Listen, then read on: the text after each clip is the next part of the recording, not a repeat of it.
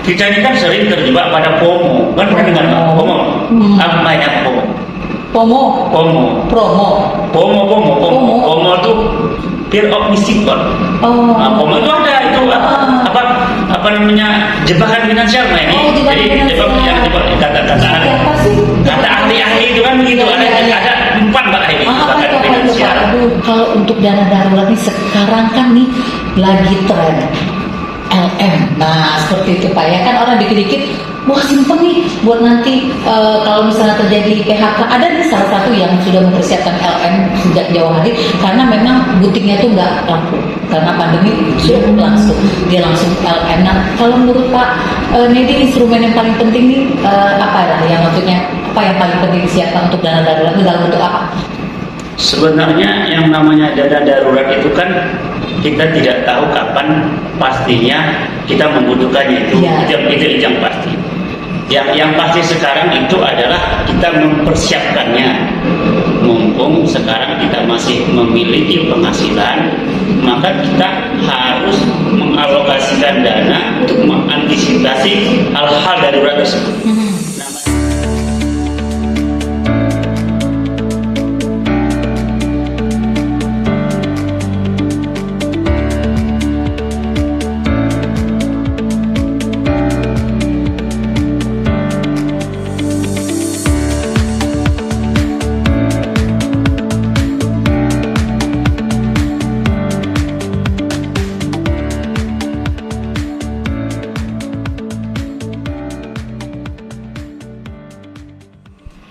Assalamualaikum, ketemu lagi bareng Henny Effendi di podcast Radar Palembang Official.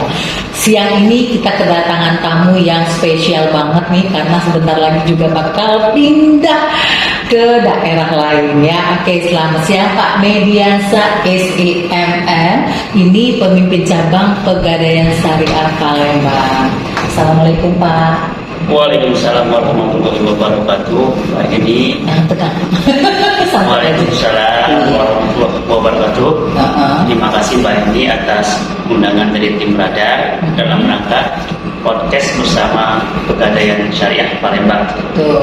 Oke. Nah, siang ini menarik banget topiknya ya. Kita akan angkat bebas finansial dengan dana darurat. Nah, pasti pengen tahu ya, seberapa penting sih kita harus mempersiapkan dana darurat untuk kedepannya ya, karena kita tidak tahu ya Pak ya, kabarnya juga isunya 2023 ada resesi global, jadi macam-macam lah nanti persiapan untuk dana beli rumah atau apa ya Pak ya. Nah itu perlu dana darurat kalau sakit, kalau dan lainnya. Nah seperti apa sih pentingnya dana darurat untuk kita persiapkan? Nanti kita bakal tanya Pak Nedi, dan dana darurat seperti apa yang paling tepat untuk dipersiapkan. Nah Pak Nedi, gimana nih Pak Nedi? Sebenarnya kita tuh perlu banget nggak sih nyiapin dana darurat? Untuk menyiapkan dana darurat itu pada saat ini Mbak Eni, kalau ditanya apakah penting banget, ya penting banget. Mengapa dana darurat ini penting? Karena kita tidak tahu apa yang akan terjadi ke depan terhadap yang kita sebagai pribadi maupun kita itu sebagai keluarga. Ya misalnya di keluarga kita tiba-tiba ada yang sakit seperti itu kan. Nah ketika tidak ada dana darurat, tentunya kan akan timbul kepanikan itu. Ya, bingung. Atau tadi Mbak Heni bilang kan 2023 kan akan ada resesi. Betul. Nah sekarang kita lihat saja Mbak Heni di luar sana yang banyak sekali PHK. Pandemi ya, pandemi. Bukan gara-gara pandemi saja, kabar resesinya 2023, kabar PHK-nya sekarang. Misalnya kan yang kita nggak nyangka tuh. Iya. Yang startup unicorn yang besar itu, misalnya di Goto, misalnya Shopee dan lain sebagainya, ternyata kan banyak mem-PHK karyawan. Iya. Nah, ya bagi karyawan-karyawan yang ter-PHK dari Goto, Shopee ataupun perusahaan-perusahaan lainnya, kalau tidak menyiapkan dana darurat, apa yang akan terjadi dengan hidup mereka? Iya. Sepenting itulah dana darurat sebagai cadangan atau bumper ketika terjadi kondisi yang di luar kebiasaan seperti itu. Kondisi yang tidak terduga ya, Seperti itu. seperti sakit gitu ya, tiba-tiba itu penting banget ya Pak ya. Penting banget Pak Heni. Nah, kalau untuk dana darurat nih sekarang kan nih lagi tren LM. Nah, seperti itu Pak ya, kan orang dikit-dikit wah simpen nih buat nanti kalau misalnya terjadi PHK. Ada nih salah satu yang sudah mempersiapkan LM sejak jauh hari karena memang butiknya tuh nggak laku karena pandemi sudah langsung dia langsung LM. Nah, kalau menurut Pak Nedi, instrumen yang paling penting nih apa ya, yang maksudnya apa yang paling penting disiapkan untuk dana darurat itu dalam bentuk apa? Sebenarnya yang namanya dana darurat itu kan kita tidak tahu kapan pastinya kita membutuhkannya itu. Ya. Itu yang pasti. Yang pasti sekarang itu adalah kita mempersiapkannya. Mumpung sekarang kita masih memiliki penghasilan, maka kita harus mengalokasikan dana untuk mengantisipasi hal-hal darurat tersebut. Nah, Mbak Heni, dalam hal darurat ini, dalam konsep dana darurat ini ada dua hal yang penting seperti itu kan. Yang kita mengidentifikasi kebutuhan dana darurat kita itu seperti apa.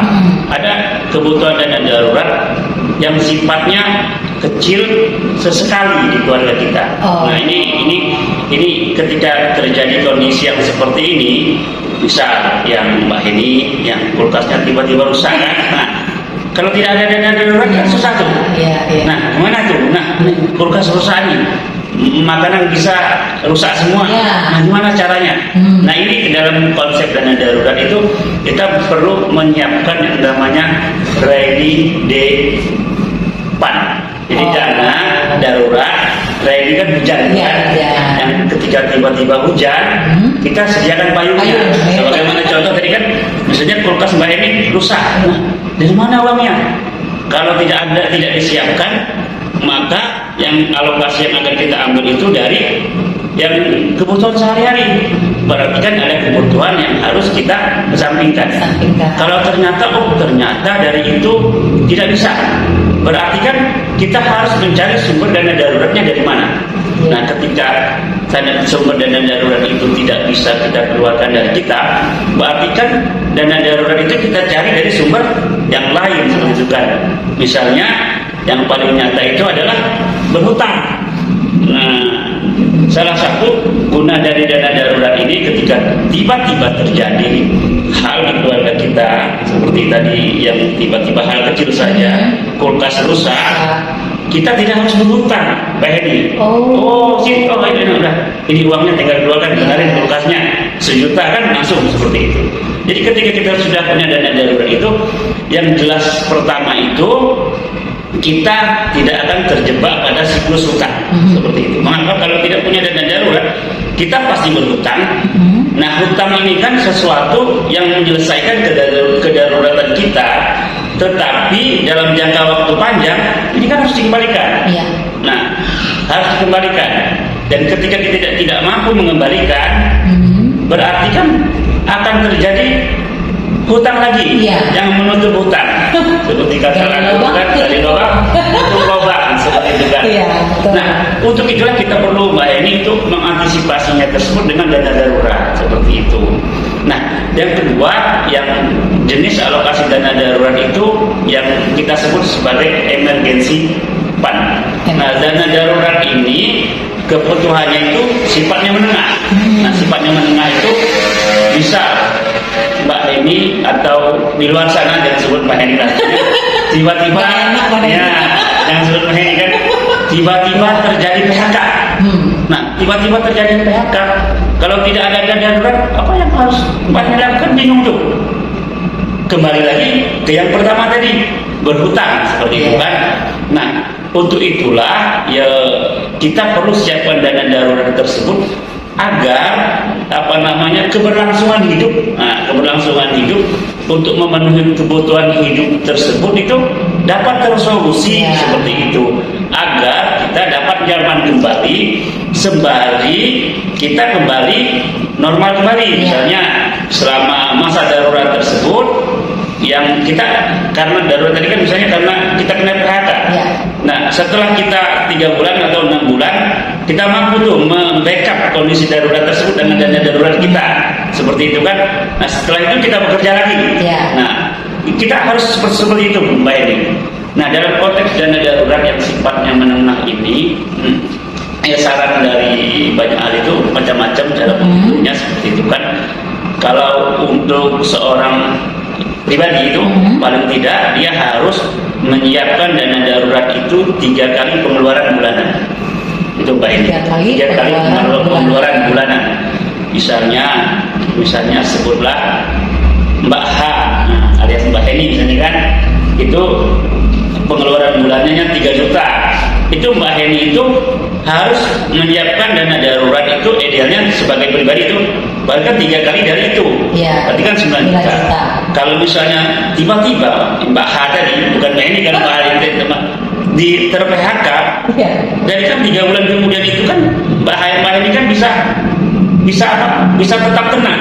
Ya. Oh, ini bisa disolusikan dengan dana darurat tadi, tanpa harus panik begitu kan. Pertama kita harus berhutang, yang kedua kita kan tidak panik, aku tenang, masih ada napas nih 3 bulan lagi, itu. Ada juga ahli yang menyarankan itu kalau dana darurat itu kalau untuk yang sudah berkeluarga itu 6 kali pengeluaran, 6 kali pengeluaran. Kalaupun yang sudah punya anak 1, misalnya disarankan 12 kali pengeluaran, seperti itu kan. Berarti kalau misalnya pengeluaran keluarganya 3 juta, kalau 6 kali pengeluaran untuk suami istri tadi kan berarti sekitar 18 juta, seperti itu kan, 18 juta. Kalau 12 kali, kalau 3 juta kan berarti sekitar 36 juta. Nah, sebesar itulah dana darurat yang harus disiapkan oleh kita untuk mengantisipasi kedaruratan yang sifatnya tadi jangka menengah tadi. Yang ada lagi yang jangka menengahnya yang sering terjadi Mbak Eni, misalnya sakit. Sakit keluarga kita. Sakit keluarga kita ini kan memang sakit itu salah satu solusinya adalah asuransi. Tapi ada sakit-sakit tertentu itu yang asuransi tidak bisa solusikan, tidak cover. Nah, ini perlu perlu solusi dari dana darurat. Karena kalau tidak ada dana darurat, misalnya sakitnya lama, kan, misalnya sakit yang lama, misalnya kanker, misalnya kan jantung, yang periode sakitnya itu yang kita tidak tahu kapan sembuhnya. Ini kan membutuhkan cover biaya. Karena hari cover oleh asuransi. Nah, sudah di cover oleh asuransi kesehatan itu butuh sekali dana darurat.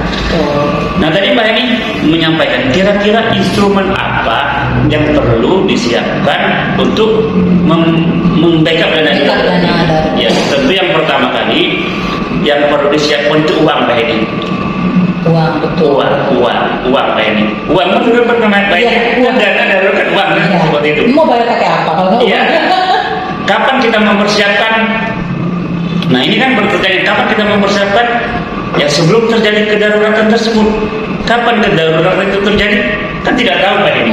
Maka hari ini kita sudah harus mengalokasikan dana untuk disisihkan dalam hal kedaruratan ini. Iya, betul. Seperti itu. Dalam bentuk apa? Yang pertama dalam bentuk uang. Seperti itu dulu, seperti itu kan. Tapi kan kita tidak tahu, misalnya Mbak Eni, misalnya gajinya 3 juta, seperti itu kan. Yang pengeluaran bulanannya misalnya 3 juta, seperti itu kan Mbak Eni. Oh, tadi saya memahami bahwa kalau saya sebagai pribadi penyiapan dana darurat harus 9 juta, gitu kan? 9 juta itu, tapi kan kapan? Kan nggak serta-merta kita bisa 9 juta kan, Mbak Eni kan? Serta-merta kan? Iya. Maka kita bisa menyiapkannya bertahap. Caranya gimana? Kalau gaji 3 juta, berapalah kira-kira alokasi agar cepat nyampai ke angka yang 3 kali penghasilan tadi, 3 kali penghasilan tadi. Itu kan kembali kepada yang kita sendiri yang mengatur seperti apa pengalokasiannya, seperti sehingga dana darurat tersebut cepat terpenuhi. Cepat terpenuhinya dana darurat membuat kita itu menjadi lebih antisipatif dan lebih tenang tiba-tiba terjadi kedaruratan tersebut. Nah, yang jadi masalah ini Mbak Eni, dana darurat ini tidak tahu kapan dia dibutuhkan. Tapi kalau misalnya kita tempatkan dia misalnya dalam bentuk uang, ternyata tahun depan belum terjadi darurat tadi, ya seperti kan, 2 tahun lagi belum juga terjadi kedaruratan tadi, setahun sudah 5 tahun kok tidak darurat ini kan. Nah kalau misalnya tadi Mbak Heni meletakkan instrumen dana daruratnya dalam bentuk uang, nah misalnya Mbak Heni menyiapkan 9 juta tadi, 9 juta. Itu hari ini tahun 2022 yang itu Mbak Heni siapkan. Tadi kan nilainya kan 5 tahun, 5 tahun belum darurat. Nilai uang antara hari ini yang 9 juta hari ini dengan 9 juta itu 5 tahun lagi kan berbeda. Nah ketika kita menyiapkan dana darurat ini dalam bentuk cash, maka ada ancaman di situ. Ancaman apa? Ada potensi kerugian itu. Potensi kerugiannya adalah menurunnya nilai uang. Nilai uang itu karena apa? Karena inflasi, Mbak Heni. Nah untuk itulah kita harus mencari instrumen yang tepat untuk menyiapkan dana darurat tersebut agar tetap nilainya tetap terjaga, bahkan tumbuh, selama yang dana darurat tersebut tidak dibutuhkan, tidak terjadi kedaruratan, tidak terjadi kedaruratan sehingga tidak terpakai, nilainya tidak turun. Misalnya 10 tahun, Mbak ini ada suami misalnya kan, dana daruratnya kan naik tadi kan, dari 9 jadi 18. Ada anak satu, nambah lagi 9 berarti kan 36 juta. Ada nambah lagi satu berarti kan nambah lagi 3 juta. 3 juta berarti ada 48 juta, 50 juta kan. 50 juta dana daruratnya Mbak Heni siapkan itu, jika dalam bentuk uang hari ini dengan 5 tahun ia tetap tergerus oleh inflasi. Nah disitulah kita perlu instrumen Mbak Heni untuk meletakkan dana darurat kita ini. Instrumennya apa? Yang paling tepat. Nah kalau saran dari berbagai macam ahli lah yang kita dengar, kita baca, kita tonton lainnya, dana darurat ini saran itu harus liquid itu karena dia kan tiba-tiba. Kalau tiba-tiba itu kan, kalau tiba-tiba misalnya kulkas rusak gitu kan.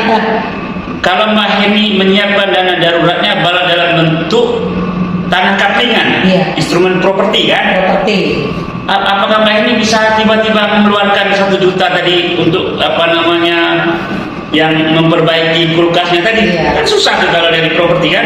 Susah kan Mbak Heni kan.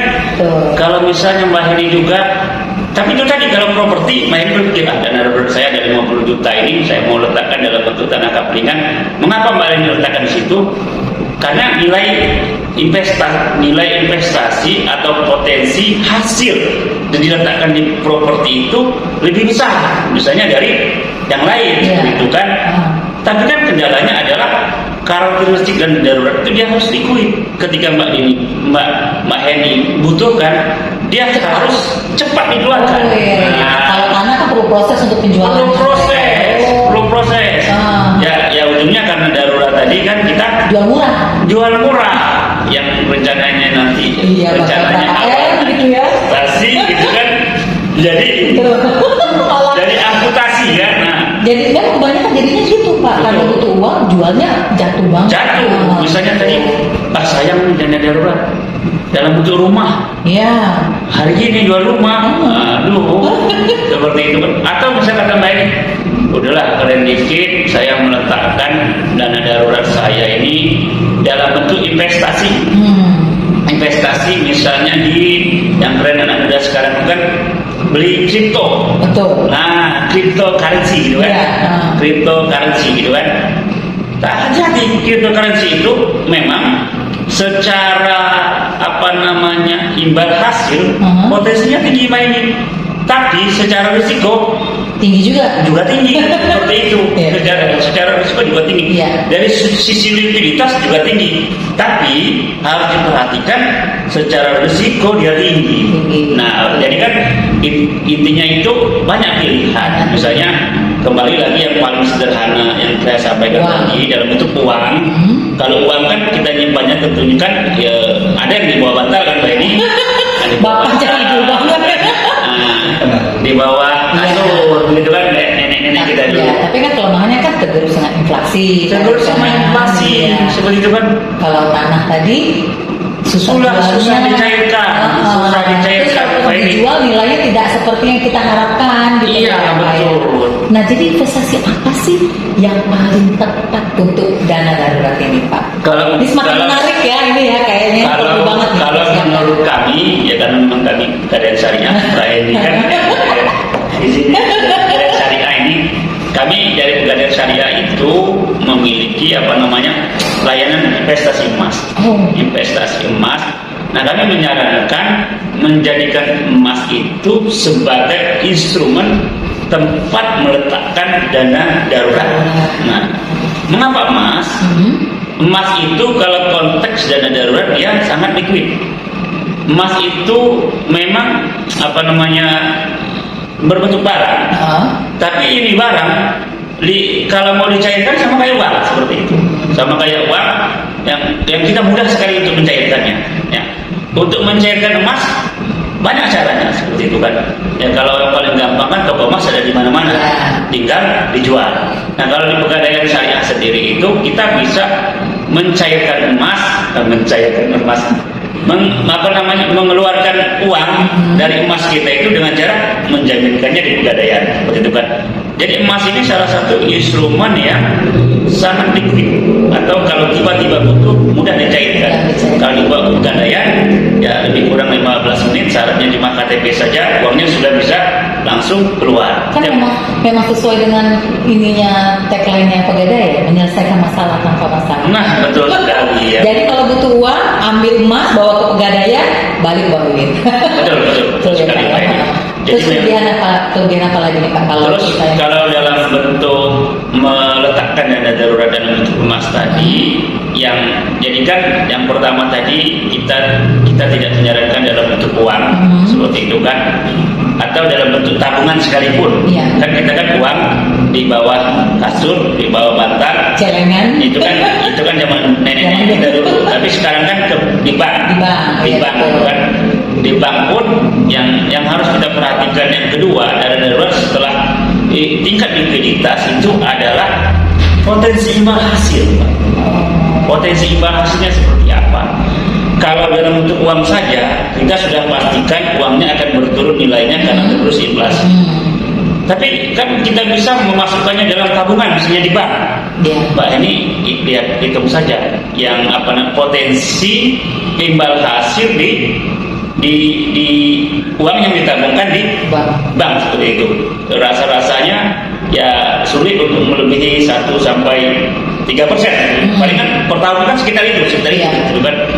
Kalaupun misalnya yang meletakkannya dalam bentuk deposito misalnya kan, deposito paling bisa 4-6% setahun kan, sekitar itu kan. Tapi persoalan deposito itu adalah dia punya periode. Ketika kedaruratan terjadi dalam periode tersebut, kita mengeluarkan bisa dikeluarkan, tapi ada penalti. Nah, penalti seperti itu kan. Nah, dari sisi kami menyarankan emas tadi yang kedua itu imbal hasilnya itu cenderung yang kalau dalam instrumen-instrumen investasi itu cenderung terkategori menengah, Pak. Menengah. Berdasarkan riset, berdasarkan fakta, bukan riset. Kalau riset itu kan kita nyari-nyari kan, kita berdasarkan ngecek di Google, kenaikan harga emas 10 tahun terakhir. Harga emas itu 10 tahun terakhir itu Mbak Yeni rata-rata 12% setahun. 12% setahun. Pertama, emas itu yang jelasnya mampu mengimbangi inflasi. Yang pertama dulu. Jadi kan ketika kita menyimpan dana darurat dalam bentuk emas, dalam periode tertentu emas itu kan nilainya tetap terjaga. Semisal kita kembali ke zaman Rasulullah dulu kan, 1 dinar atau sekitar 4,25 gram emas itu kan dengan nilai kadar 22 karat, itu kan bisa mendapatkan 1 kambing gitu kan. 1 kambing. 500 tahun kemudian dari zaman Rasul, dia tetap 1 dinar itu mendapatkan 1 kambing. 1 kambing. Hari ini 1 dinar itu kan sekitar 4 juta sekian, sekitar 3 jutaan itu kan, itu tetap bisa mendapatkan 1 kambing.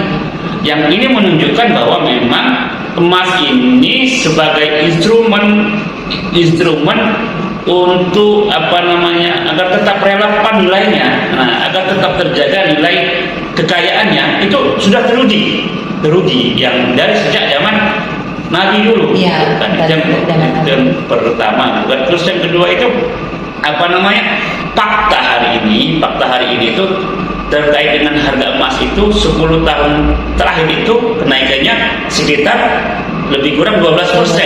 Angka 12% ini kan melampaui angka inflasi, seperti itu Mbak Eni. Belum lagi Mbak Eni, fakta juga bahwa emas ini adalah instrumen yang ketika terjadi gonjang-ganjing nilai investasi, nilai potensi imbal hasil atau nilai potensi tumbuh nilainya itu fantastis. Misalnya ketika krisis tahun 98 itu loncatnya luar biasa harga emas itu. Ketika ini resesi 2023 kan resesi.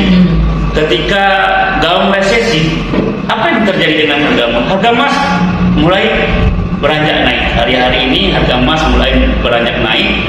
Kalau memang resesi terjadi tahun depan, terjadi kepanikan ekonomi, emas ini instrumen yang cenderung dipilih oleh banyak yang pemilik dana untuk mengamankan dananya, sehingga nilainya melonjak Mbak Eni. Nah, untuk itulah yang kedua itu dari sisi imbal hasil emas ini sudah teruji. Terus yang terakhir ini Mbak Eni dari sisi risiko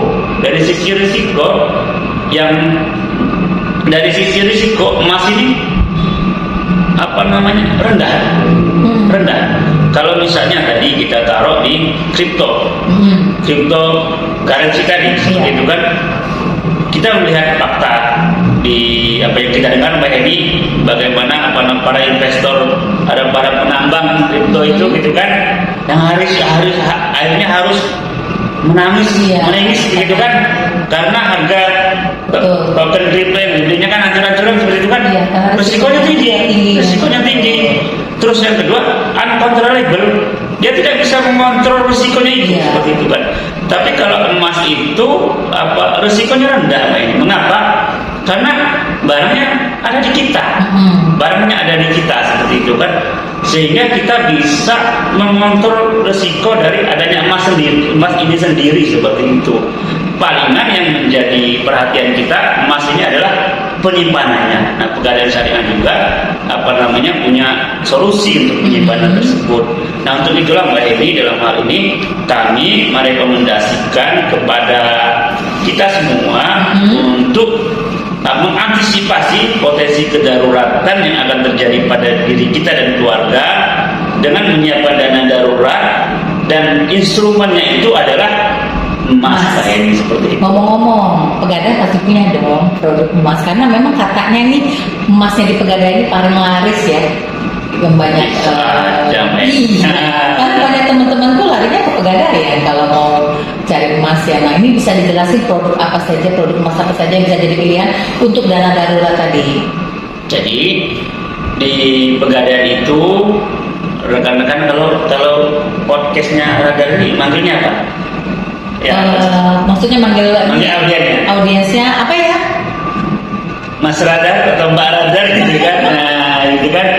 Jadi di Pegadaian Syariah itu kami memfasilitasi masyarakat untuk memiliki emas itu dengan berbagai cara, Mbak ini. Jadi sahabat Radar gitu kan. Kalau sahabat Radar ingin memiliki emas lewat Pegadaian itu, sahabat Radar bisa memiliki emas dengan cara tunai. Dengan cara tunai, karena cara tunai ini kan ya gamblangnya itu kan cash and carry. You bayar, you bisa langsung bawa lari. Nah, itu kan ya cash and carry. Cash and carry-nya seperti apa metodenya? Itu bisa langsung ke Galeri 24 kami. Oh ya, Galeri 24. Galeri 24. Galeri itu mempunyai Galeri 24. Nah, di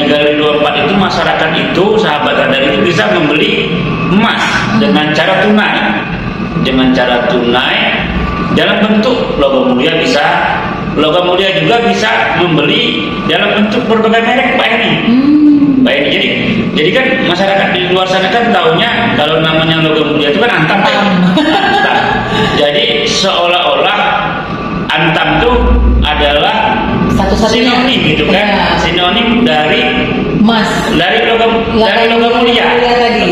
Cuma padahal antam itu adalah merek. Adalah merek. Nah, di Galeri 24 kami menawarkan juga merek logam mulia yang berbeda-beda, seperti dari UPS, dari Lotus Archie, ada juga logam mulia merek Pegadaian sendiri, yaitu merek Galeri 24. Ada Mbak, seperti itu.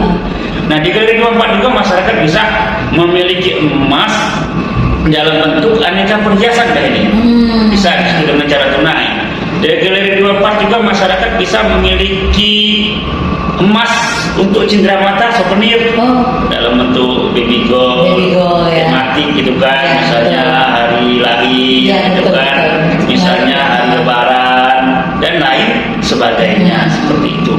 Nah, yang selanjutnya, memiliki emas dengan cara tunai di Pegadaian itu bisa juga masyarakat dapatkan melalui membeli emas-emas lelang Pegadaian.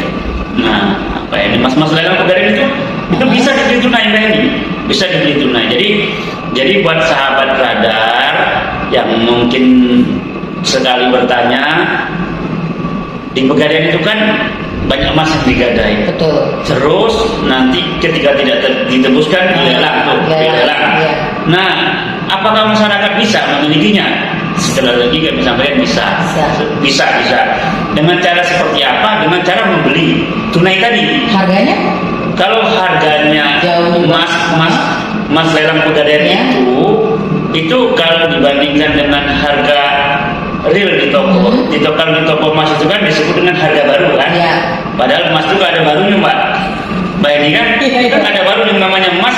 Mau dia di toko, mau dia di mana, ya emas ya emas. Seperti itu kan, bukan Mbak. Mas Maulana. Gitu kan? Ya. Emas ya emas gitu kan. Tapi yang membedakannya kalau di toko emas itu dia ditambah dengan biaya upah, seperti itu kan. Lebih tinggi. Iya, biaya upah, seperti itu kan. Kalau di Pegadaian itu apa namanya? Kita berdasarkan kadar dan beratnya. Jadi nggak ada biaya lagi. Biaya upah nggak ada. Karena kita kan menilai ketika digadaikan itu berdasarkan kadar dan beratnya. Jadi ketika masyarakat membelinya, mas lelang itu bisa kami sebut cenderung lebih miring dari membeli di toko emas. Ya, misalnya dalam satuan berat, kalau di Palembang ini kan suku. Jadinya satu suku di toko emas berapa, satu suku di Pegadaian itu seperti itu lebih cenderung rendah daripada di toko emas. Seperti sebabnya tadi itu Pak Hendy, seperti itu. Nah, yang selanjutnya masyarakat itu bisa memiliki emas di Pegadaian itu dengan cara mencicil Pak Hendy. Bisa mencicil juga ya. Ini menarik nih. Kalau yang mau pengen punya emas, bisa cara tadi cash and carry. Satu lagi bisa cara mencicil. Nah, kalau cicil gimana sistemnya? Jadi kan masyarakat itu kan yang apalagi di konteks kita bicara dana darurat Pak Hendy. Misalnya kan yang tadi kan yang kerangka utamanya tadi dana darurat itu kalau kita keluarga kecil misalnya yang 2 orang anak itu harus menyiapkan 12 kali penghasilan atau 12 kali pengeluaran. Seperti itu kan. Kita sebut saja tadi kan 3 juta. Kalau 4 orang itu kan sekitar 3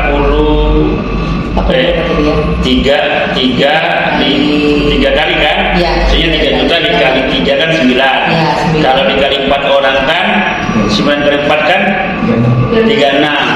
Sebutlah yang 50 juta lah. Anggaplah 50 juta. Nah sekarang itu 50 juta itu dilihat dulu kalau emas setara dengan berapa gram. Nah, itu kan dana darurat yang Mbak Hendy harus siapkan untuk keluarganya sekitar 50 juta setara dengan 50 gram emas misalnya. Nah, yang 50 gram emas di Pegadaian. Nah sekarang Mbak ini berpikir bagaimana ya caranya saya agar konsisten membeli emas. Nah seperti itu kan. Yang susahnya itu bukan berniat membeli emas Mbak ini, bukan. Kalau lagi mikir dana darurat gini, kita sudah pasti kepikir harus beli emas. Iya. Tapi yang susahnya konsisten membeli emas. Konsisten membeli emas. Kalau kita bilang, Pak Nedi, saya kalau memang di Pegadaian bisa tunai, saya beli lewat cara tunai saja. Misalnya tadi kan kalau 50 gram, 1 bulan, misalnya kita tinggal timeline-nya mau berapa lama. Misalnya 50 gram tadi. Kalau 1 bulan saya mau sisihkan 1 gram, yang beli 1 gram, berarti kan kalau 50 gram setara berapa lama? 50 bulan kan kayaknya. 50 bulan itu berarti sekitar 5 tahun lah seperti itu kan. Anggaplah sekitar 5 tahun kan. Kalau dalam cara tunai itu juga bisa tadi beli logam mulia, tegal dari 24 beli 1 gram, simpel. Ini pokoknya kita niatkan ini emas 1 gram mau saya sisihkan untuk dana darurat. Nah, dana darurat apa? Yang tadi kita sampaikan dana darurat. Tapi cash ini ya. Cash itu tadi kan cash kan. Tapi cash ini problemnya yang pertama kalau dalam bentuk emas kita harus bulan depan kalau mau beli lagi harganya bukan begini lagi. Iya betul. Artinya apa? Ada apa? Kenaikan gitu kan. 50 bulan lebih lagi tinggal dikalikan saja seperti itu kan. Karena emas cenderung naik bukan turun ya. Cenderung naik. Juga ya. Juga. Itu anggaplah kita konsisten Mbak Hedi. Kita konsisten. Yang jadi penyakit ini Mbak Hedi, sahabat radar, kita tuh tidak konsisten membeli emas. Pada saat ini dana darurat betul sekali kita harus siapkan. Tapi untuk konsisten ini susah, gitu kan? Nah, ketika tidak konsisten ini, akhirnya darurat yang ada di pikiran kita, langkahnya tidak sedarurat pikiran itu, seperti itu kan. Makanya, kalau saran dari kami, cicilan adalah solusi. Cicilan. Jadi misalnya 50 gram tadi, gitu kan, Mbak Heni punya kemampuan 50 gram. Kalau cicilan harga emasnya nggak naik ya? Enggak. Misalnya cicilannya berapa tahun ya, misalnya berapa tahun. Betul. Itu nggak naik ya harga emasnya? Enggak. Kalau harga emas naik tetap di harga yang cicilan. Tetap harga. Nah, itu salah satu. Masalahnya gitu ya. Itu salah satu sahabat radar pilihan cicilan emas. Kalau bagi kita yang sulit konsisten untuk membeli emas, apalagi dalam konteks dana darurat ini, kami sarankan untuk membeli dengan skema cicilan. Misalnya 50 gram tadi, 50 gram tadi kalau cicilan Mbak ini, dan dari sisi harga yang menjadi patokan kita adalah harga pada saat akad. Harga pada saat akad. Misalnya dalam jangka waktu kita mencicilnya 3 tahun, terjadi kenaikan harga selama 3 tahun itu sudah keuntungan yang beli. Nah, gitu Mbak ini. Yang pertama itu kan, pertama dengan mencicil kita membeli harga masa depan dengan harga hari ini. Nah, kira-kira manis kecapnya Mbak ini membeli harga 36 bulan kemudian dengan harga Desember 2022. Dan kuncinya harganya. Jadi ketika terjadi kenaikan harga selama periode cicilan itu menjadi keuntungan. Malah terbukti Mbak Heni, kami hitung seperti itu kan. Pegadaian syariah itu kan mengambil keuntungan itu kan lebih kurang 1% dan margin atau keuntungan dari cicil emas ini dihitung seperti itu kan sampai dengan 36 bulan.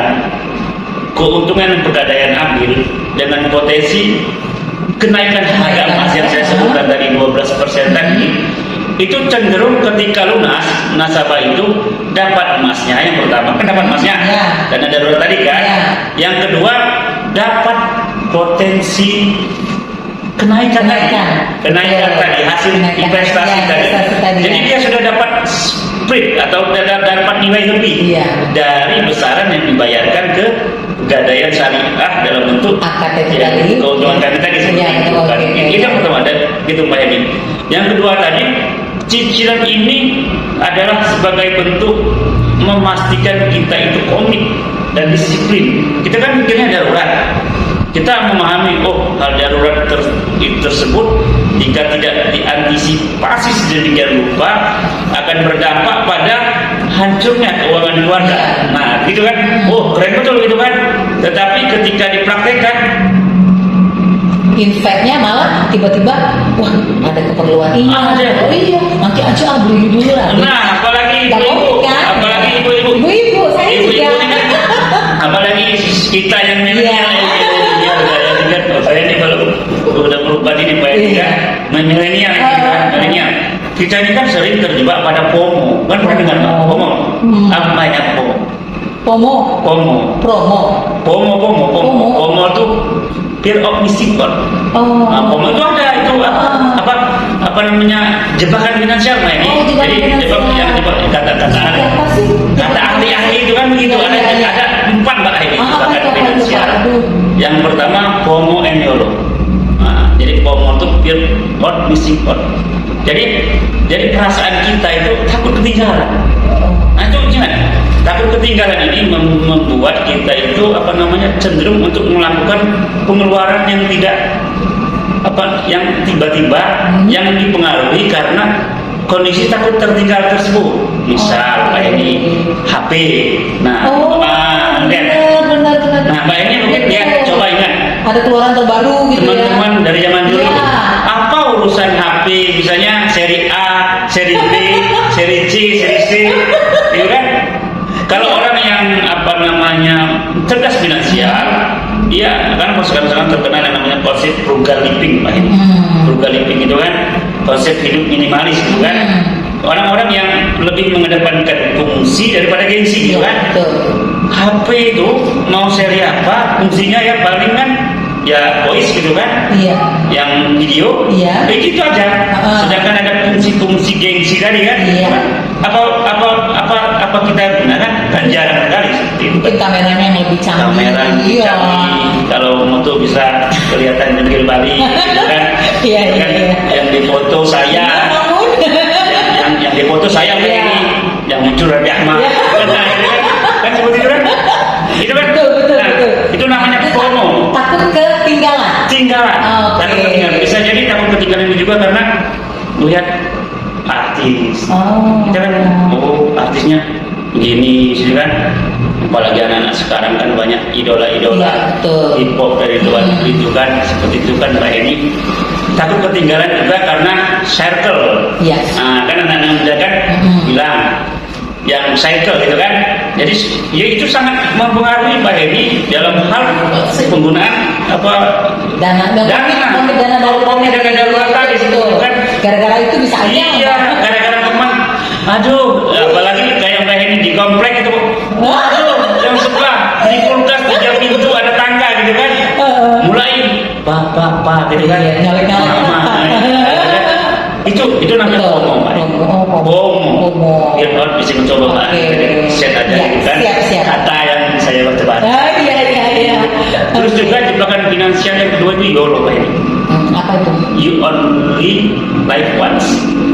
Nah, pokoknya saya susah nyebutnya kalau saya Mbak ini. Bahasa Indonesia aja. Jadi bahasa Indonesia ini hidupnya cuma sekali nih. Udah hidup sekali, nikmati gitu kan. Nikmati liburan. Iya, healing, pusing dikit healing gitu kan. Pusing dikit healing gitu kan.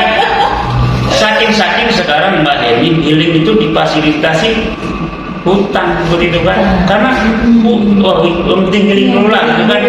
Kan banyak lah penawaran berbagai macam wisata yang berangkat dulu bayar nanti gitu kan. Itu hal-hal seperti itu. Tapi kita misalnya tur Eropa Barat gitu kan. Udahlah berangkat dulu gitu kan. Pulang dari Eropa Barat bayar hutang kan Pak ini. Tapi itu kita lakukan nggak mengganggu komitmen kita terhadap dana darurat yang baik. Dan juga dana yang udah disiapkan dipakai buat itu gitu loh. Iya, karena itu tadi karena kebawa tadi kan seperti itu kan. Nah, jebakan finansial yang kedua Mbak Eni, kita hari ini termasuk saya Mbak Eni kan lebih mengedepankan experience spending yang cenderung konsumtif daripada investasi. Experience spending itu misalnya apa? misal jadi kopi nih Mbak Eni. Iya. Kopi ini kan, minum kopi ini kan kebutuhan Mbak Eni. Betul. Kebutuhan. Tapi karena kita pengen experience, kita ingin minum kopinya di misalnya di SB, Kafe. sebut saja di kafe, misalnya Iya. kan, atau sebut saja merek yang terkenal itu, ya, SB ya, boleh kan, kalau sebutkan SB, itu kan kopi 3.000. Iya, kalau yang kita minum sendiri ya. Kita minum sendiri, kita buat sendiri. Tapi karena kita pengen experience tadi, pengen ada pengen di situ, sensasi kafe, sensasi, gitu kan. sambil ngobrol, dibilang Ngobrol. itu keren lah gitu ya. Sekarang Keren, gitu kan. Satu kopi kita bayar berapa? Selalu Iya, 25.000 ke atas harganya. Itu udah pemborosan ya maksudnya. Bukan pemborosan, itulah namanya yang kita hari ini terjebak pada experience spending gitu kan. Spending, ya. Pengen pengeluaran merasakan kenyamanan. Iya. Tapi kita ngelihat itu tidak esensi. Iya. Esensinya adalah kita minum kopi. Apalagi yang kayak latte yang harganya jauh dibandingkan black cafe ya Pak ya. Tapi kalau di sini anak-anak radar enggak Pak, karena kita sudah punya mesin kopi sendiri. Media terbaik dari Bank Indonesia diberi mesin kopi. Jadi tinggal ngopi gitu salah satunya. Bukan ya? Oh di atas ya bikinnya Pak. Nah, kalau tahu promo. Nah, luar biasa ini Mbak Radar kan. Jadi sahabat radar yang hari ini itu 20% milenial. Milenial itu kan kelahiran 80. Kita. Jangan ketawa kalau kita loh. 20% milenial itu tidak memiliki investasi apapun, apalagi dana darurat lainnya. Karena konsumtif tadi. Karena terjebak ini kan jebakan. Terus yang ketiga jebakan finansial yang harus dihati-hati itu Mbak Eni adalah tidak segan atau tidak sungkan atau mudah membeli kebutuhan tersier, tersier ya. kan ada primer, tersier, kan? Itu dengan hutang. Oh iya. Bayangin Mbak Eni, sekarang itu jebakan finansial kapan? Ini lupa di sini di Facebook, jalan-jalan bisa, bayar hutang nggak bisa. Nah, iya, jalan-jalan itu kan kebutuhan tersier. Beli mobil itu kan kebutuhan tersier, gitu kan? Tapi kita lebih nggak sungkan, udah pakai ngutang gitu kan? Apalagi HP misalnya dengan merek tertentu, mengupgrade lagi dengan merek tertentu, gitu kan? Tapi dengan paylater kan banyak paylater macam-macam kan? Paylater A, paylater B, paylater C, nyampai HP-nya gitu kan? Kita kan tidak suka-suka baik, tidak suka-suka. Itu jebakan finansial juga baik. Terus yang keempat itu jebakan finansial kita hari-hari ini adalah cenderung membelakangkan kebutuhan primer, menunda-nunda seperti apa? Menunda-nunda untuk memenuhi kebutuhan primer. Kalau nenek-nenek kita dulu, kakek-kakek kita dulu sahabat radar, kebutuhan primer itu kan sandang, pangan, papan, gitu kan? Kalau sandang, pangan, papan itu kan itu kebutuhan primer kita kan. Kebutuhan yang kalau tidak dipenuhi itu akan mengganggu hajat hidup kita, gitu kan? Kebutuhan pokok lah. Pokok seperti itu kan. Nah, kita sering menunda-nunda itu, Mbak Eni. Misalnya ada fakta riset dari IDN Institute dan Alpara Riset tahun 2019 itu hampir 64% milenial tidak memiliki rumah, Mbak Eni. Tidak memiliki rumah ini apa? Bukan karena tidak mampu beli rumah, tapi karena memang pertama menunda, yang kedua tidak menjadikan prioritas membelinya. Dan mengapa itu terjadi? Seringkali diakibatkan oleh jebakan-jebakan finansial yang sebelumnya tadi. Bisa dalam hal pangan, kita bicara kopi tadi kan kalau namanya pangan sebagai kebutuhan primer, ya kan kita minum udah selesai. Hakikat dari kopi gitu kan. Tapi karena terjebak pada jebakan tadi, kita melihat kopi itu dari sisi yang lain, sehingga kita harus membayar. Kan misalnya ini dari 25.000 ke 25.000, 20.000 tadi, itu kalau kita lakukan rutin Mbak Eni, dan inilah yang akhirnya berdampak pada yang para milenial atau kita hari ini, kita Mbak ini yang bilang mereka aja gitu kan, saya juga seperti itu kan, yang teralihkan prioritasnya untuk memenuhi kebutuhan yang primer tadi. Nah, kembali lagi ke Mbak Eni, mencicil emas. Ya. Nah, karena ini kan, Ya. nah disinilah sahabat radar mencicil emas ini dalam konteks memenuhi dana darurat ini cicilan ini kan misalnya 36 bulan, ini mengikat komitmen kita 36 bulan yang akan datang. Sehingga kalau sahabat radar itu misalnya bulan depan itu menunggak, itu kami tagih. Oh iya. Kalau itu kita tagih dengan cicilan kan. Halo, Pak, itu bukan Mbak Heni, ini Mbak Heni. Halo Mbak Heni, mengingatkan cicilan logam mulia 50 gramnya sudah jatuh tempo. Iya. Karena diingatkan, Mbak Heni jadi ingat. Oh iya, ya. Gak jadi ya beli panci ini kan? Gak jadi ya beli apa namanya macam-macam kan? Beli jilbab Iya, kan? jadi Beli apa namanya? Beli apa terengkung? Pakai terengkung masjid aja gitu kan? Tapi ngingetin itu by WA dulu loh pertama, baru terakhir last minute terakhir itu telepon. Sama deh ya. Pengalaman. Nyicil. Dengan diingatkan itulah Iya, kita cenderung Sistematik lah ya, gitu kan, untuk konsisten kembali Betul, Pak, ya. menyiapkan dana darurat tadi Pak. Nah yang ketiga, untuk memiliki emas di Pegadaian Syariah itu sahabat radar itu bisa dengan cara cicilan Mbak ini, tapi dengan cara rame-rame. Oh, cicil rame-rame itu apa tuh? Cicil rame-rame itu arisan. Oh, arisan. Iya. Oke. Nah, sahabat radar coba bayangkan sahabat radar, coba circle kita itu dibawa pada apa namanya nuansa yang lebih cerdas finansial. Nah, gitu kan. Kalau kumpul kita arisan naik ngupgrade HP, Iya. rasa-rasanya dengan setelah podcast ini Mbak ini perlu berpikir ulang. Think twice ya, think perlu berpikir ulang. Bagaimana setelah podcast ini Mbak Eni, ya sahabat radar gitu kan, udah bagaimana circle kita ini walaupun kecil beli emas, investasi emas di Pegadaian dengan sistem arisan. Sistem arisan sama kayak sistem cicilan Mbak Eni, sama kayak sistem cicilan. Cuma memang bedanya kalau cicilan tadi kan logam mulianya didapatkan setelah lunas. Tapi kalau sistem arisan ini sahabat radar itu didapatkan bisa angsuran pertama dibayar, logam mulia pertama dapat gitu. Kan bisa lebih cepat kan? Potensi dapat lebih cepat. Angsuran kedua dibayar, logam mulia kedua dikeluarkan. Tapi satu hal dalam hal cicilan ini perlu mencari orang-orang yang memang terpercaya. Yang itu tadi cycle-nya tadi. Cycle yang komit gitu kan, untuk sama-sama bertumbuh menuju sebagaimana tema tadi Mbak ini, menuju bebas finansial. Nah, sekarang itu Mbak ini ada komunitas yang namanya FIRE. FIRE itu Freedom Financial Independent Retire Early.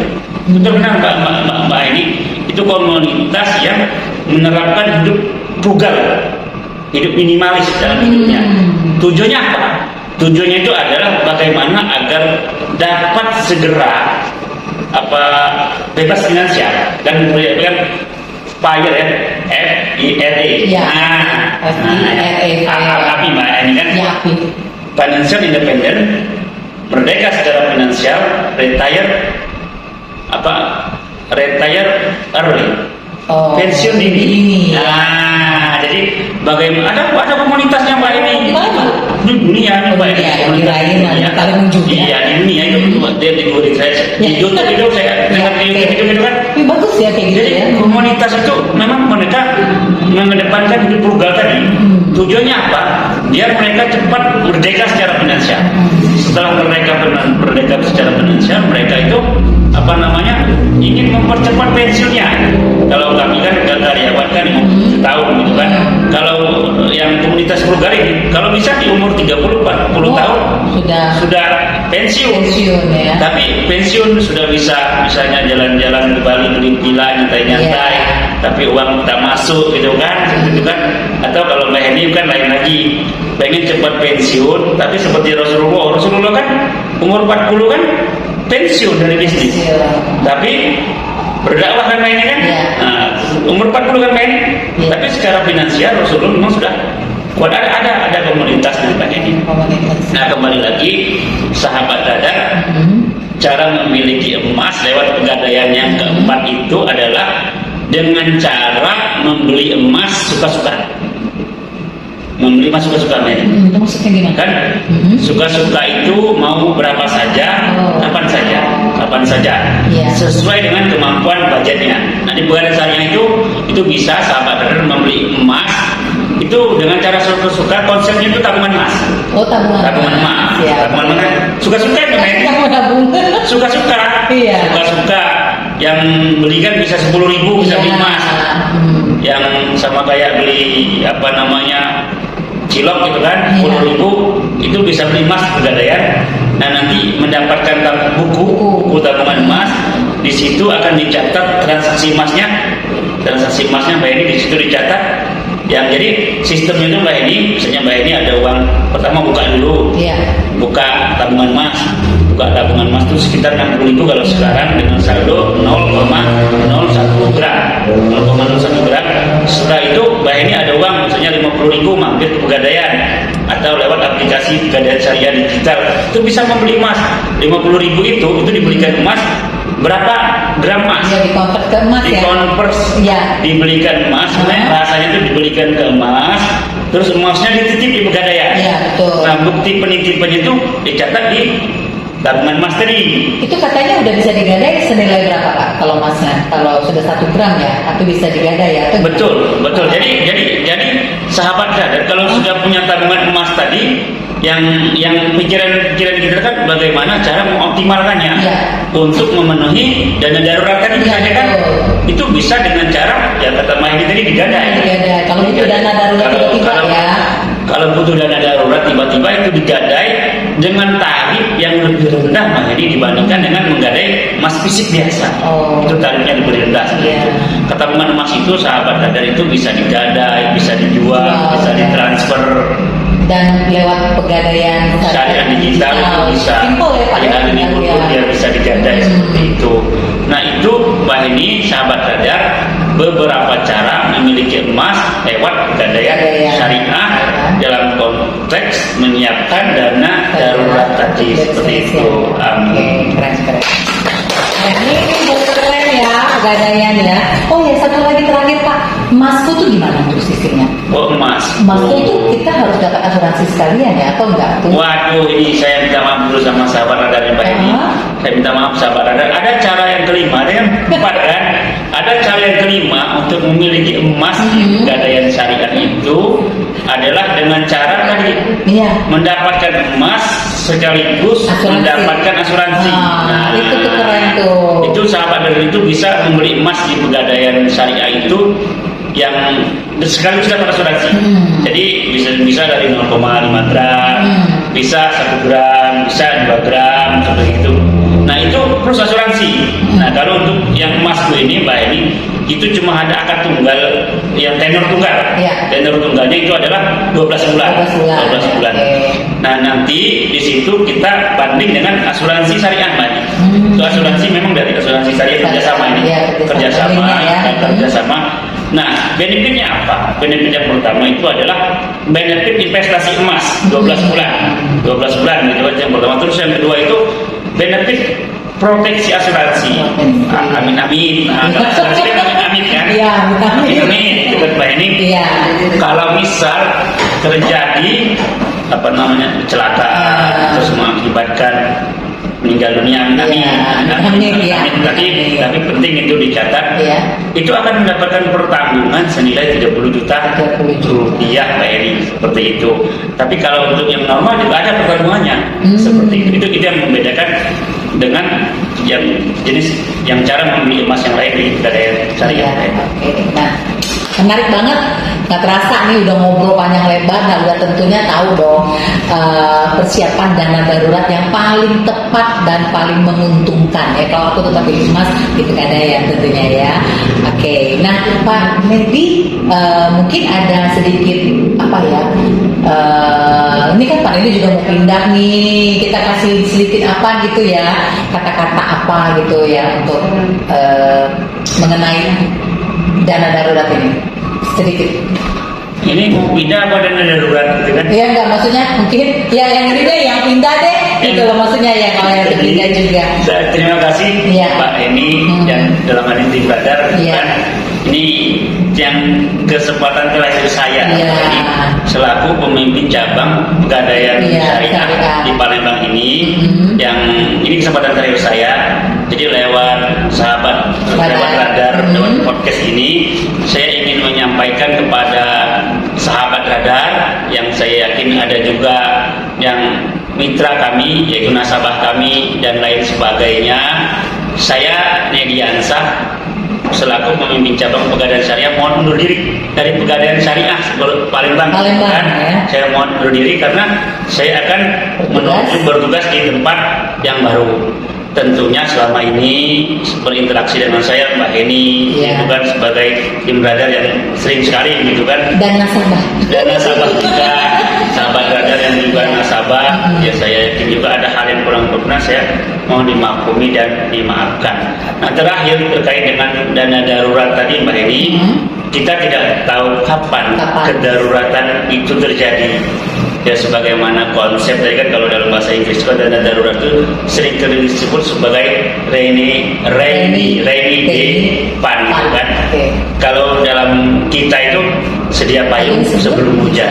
Kita tidak tahu hujan kapan akan datang.